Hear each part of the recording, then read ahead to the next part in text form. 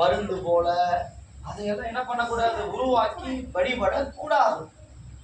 என்ன பண்ணிட்டாங்க, அது இந்த நாட்டுக்கு அது பேர் வழிபடுறாங்க. அந்த ராஜாவுக்கும் அதே மாதிரி கனவு வந்த உடனே அவருக்கு ஓகே, நாமளும் என்ன பண்ணலாம், இது போல ஒரு சிலையை உருவாக்கி ஜனங்களை எல்லாம் வணங்க சொல்லுவோம் அப்படின்னு நினைக்கிறார்.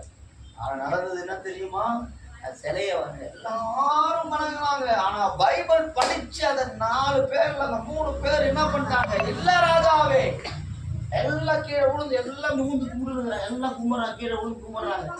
ஆனா அந்த 4 பேர் மாத்திரம் என்ன பண்றாங்க, இப்ப எழுந்து நிற்கிறாங்க. யோசிச்சுக்கோங்க, நான் நிற்கிறேன்னா நீங்க எல்லாம் உட்காந்துருக்கீங்கல்ல, அது போலதான் அன்னைக்கு அந்த நாட்டுல இருந்த எல்லாரும் வாசிக்கும் போது நாகஸ்வரம் வாசிக்கிறாங்க, பிபி ஊதுறாங்க, மோளம் அடிக்கிறாங்க, சத்தம் கேட்டவன் என்ன பண்றாங்க, எல்லாம் விழுந்து வணங்குறாங்க, நிற்கிறாங்க.